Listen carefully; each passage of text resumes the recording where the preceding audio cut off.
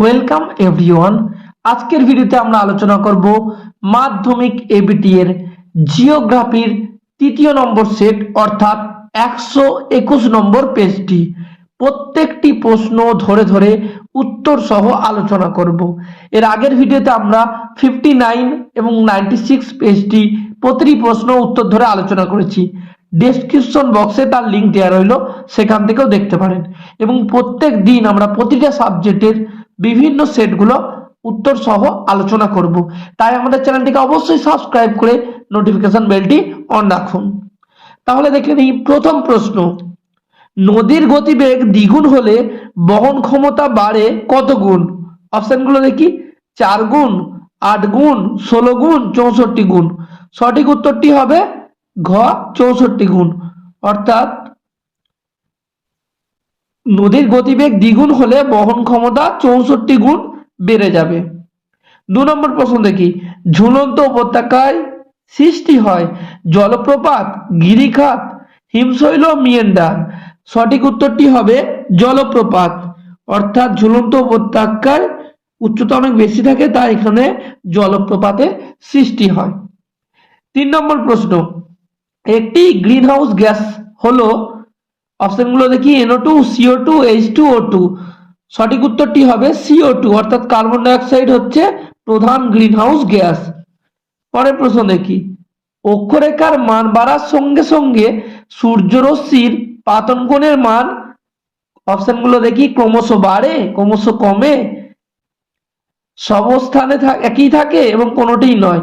সঠিক উত্তরটি হবে ক্রমশ কমে। অক্ষরেখার মান বাড়লে পাতন কোণের মান সবসময় কমে যায়।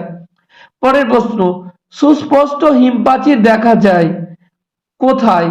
ভারত মহাসাগরে, আটলান্টিক মহাসাগরে, প্রশান্ত মহাসাগরে, সুমেরু মহাসাগরে। সঠিক উত্তরটি হবে আটলান্টিক মহাসাগরে। আটলান্টিক মহাসাগরে হিমপ্রাচীর দেখা যায়।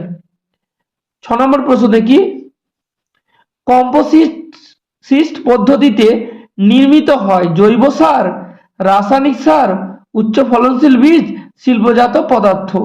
সঠিক উত্তরটি হবে জৈব সার। কম্পোসিস্ট পদ্ধতিতে জৈব সার তৈরি করা হয়।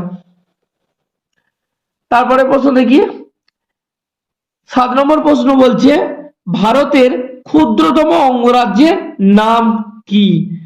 সিকিম, মিজোরাম, ত্রিপুরা, গোয়া। সঠিক উত্তরটি হবে গোয়া। গোয়া হচ্ছে ভারতের ক্ষুদ্রতম অঙ্গরাজ্য এবং বৃহত্তম অঙ্গরাজ্য হচ্ছে রাজস্থান। পরের প্রশ্ন দেখি, বিস্তীর্ণ প্লাবন সমভূমি দেখা যায় নর্মদা, তাপ্তি, ব্রহ্মপুত্র, গঙ্গা নদীর অববাহিকায়। সঠিক উত্তরটি হবে ঘ, গঙ্গা নদীর অববাহিকায়। গঙ্গা নদীর অববাহিকায় সব থেকে বিস্তীর্ণ প্লাবনভূমি দেখা যায়। 9 নম্বর প্রশ্ন, গাঙ্গেয় সমভূমি অঞ্চলে নদী অববাহিকার পূর্ববর্তী প্রাচীন পলিযুক্ত অঞ্চলকে বলা হয়, অপশনগুলো দেখি, ভাঙর, খাদার, বেট আর তরাই। সঠিক উত্তরটি হবে অপশন ক, ভাঙ্গার বা ভাঙর। গাঙ্গেয় সমভূমি অঞ্চলে অববাহিকার পূর্ববর্তী প্রাচীন পলিমাটি হলে ভাঙ্গর হবে, আর নবীন পলিমাটি হলে খাদার হতো।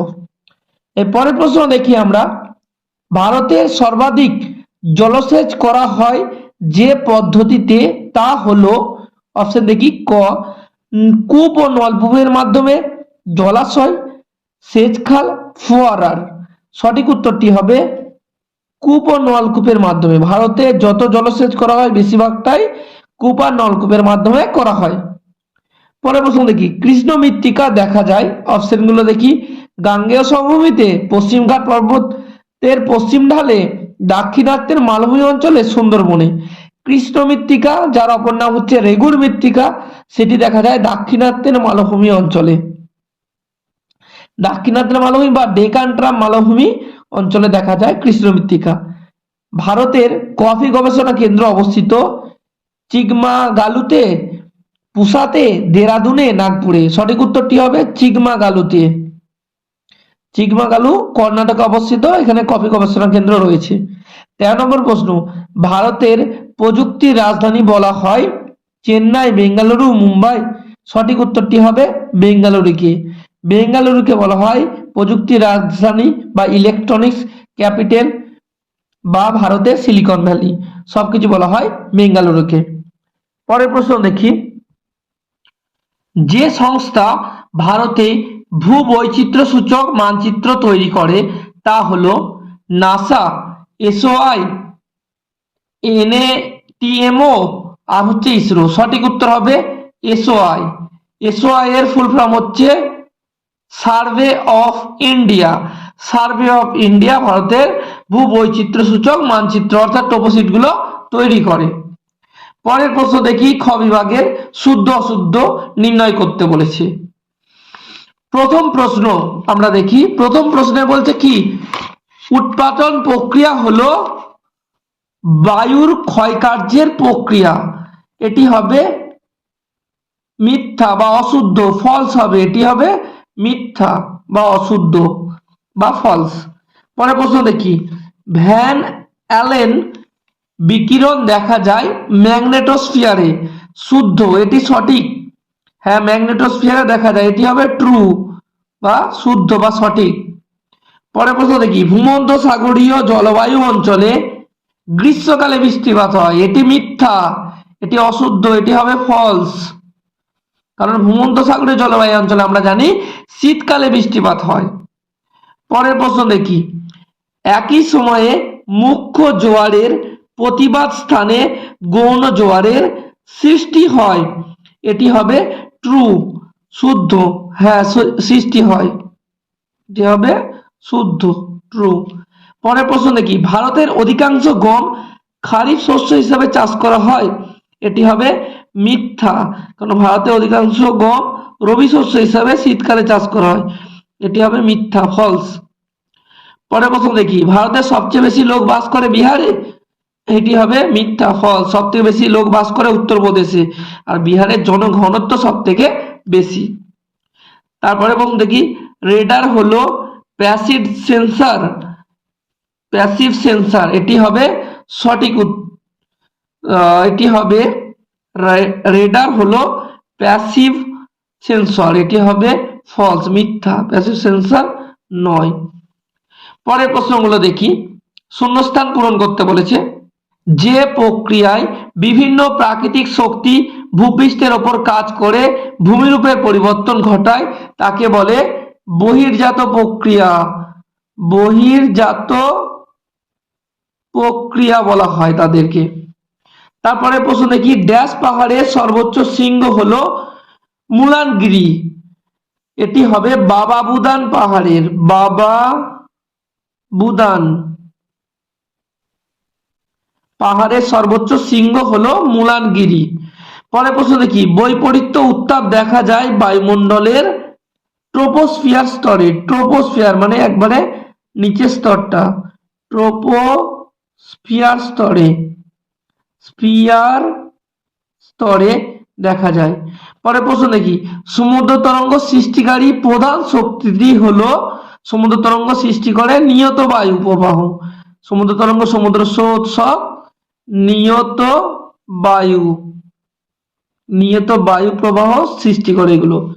ড্যাশকে কমলা লেবুর শহর বলা হয়, নাগপুরকে, নাগপুর, নাগপুর, নাগপুরকে বলা হয় কমলা লেবুর শহর। পরে প্রশ্ন দেখি, শিল্পের শিল্প বলা হয় লৌহ ইস্পাত শিল্পকে, লৌহ ইস্পাত, ইস্পাত শিল্পকে বলা হয়। 1 কোটির বেশি জনসংখ্যা শহরকে বলা হয় মেগা সিটি, মেগা সিটি বলে, সিটি বলা হয়। পরের প্রশ্ন দেখি, উচ্চ গতি বা পার্বত্য প্রবাহে নদীর প্রধান কাজটি হলো ক্ষয়কার্য, ক্ষয়কার্য, ক্ষয়কার্য করে। পরের প্রশ্ন দেখি, উচ্চ পার্বত্য অঞ্চলে কোন সময় বৈপরীত্য উত্তাপ ঘটে, এটি হবে শীতকালে রাতের বেলায়, শীতকালে রাতের বেলায়, শীতকালে রাত্রের বেলায়, রাত্রে, শীতকালে রাত্রের বেলায় বৈপরীত্য উত্তাপ ঘটে। পরে বলুন দেখি, বান ডাকলে নৌ পরিবহন বিপজ্জনক হয় কেন? বান ডাকলে প্রবল জলোচ্ছ্বাসের সৃষ্টি হয়। জলোচ্ছ্বাস, জলোচ্ছ্বাস, প্রবল জলোচ্ছ্বাসের সৃষ্টি হয় বান ডাকার ফলে, ফলে নৌকা চলাচল বিপজ্জনক হয়ে পড়ে। পরের প্রশ্ন দেখি, বর্জ্য পদার্থ কি? এটা এখানে লেখা সম্ভব নয়, তাহলে বলে দিচ্ছি, বর্জ্য হলো বিভিন্ন উৎস থেকে আসা যে সমস্ত পদার্থগুলো মানুষের দৈনন্দিন জীবনে কাজে লাগে না বা ব্যবহৃত হয় না, সেই সমস্ত দূষিত পদার্থগুলিকে বর্জ্য পদার্থ বলা হয়। পরের প্রশ্ন, পৃথিবীর বৃহত্তম বদ্বীপ এর নাম? পৃথিবীর বৃহত্তম বদ্বীপ হলো গঙ্গা, গঙ্গা ব্রহ্মপুত্রের বদ্বীপ, ব্রহ্মপুত্র বদ্বীপ, গঙ্গা ব্রহ্মপুত্র বদ্বীপ হচ্ছে পৃথিবীর বৃহত্তম বদ্বীপ। 6 নম্বর প্রশ্ন, চিরসবুজ উপকূলীয় বনভূমি অপর নাম হচ্ছে? ম্যানগ্রোভ অরণ্য বা সুন্দরবন হচ্ছে পৃথিবীর বৃহত্তম ম্যানগ্রোভ অরণ্য, ম্যানগ্রোভ অরণ্য। পরের প্রশ্ন, কোন দ্রুতগামী রেল পরিবহন ব্যবস্থার মাধ্যমে মুম্বাই, দিল্লি, কলকাতা ও চেন্নাইকে যুক্ত করা হয়েছে? এটি হবে ডায়মন্ড চতুর্ভুজ, ডায়মন্ড, ডায়মন্ড চতুর্ভুজ বা হীরক চতুর্ভুজ, বা হীরক চতুর্ভুজের মাধ্যমে যুক্ত করা হয়েছে।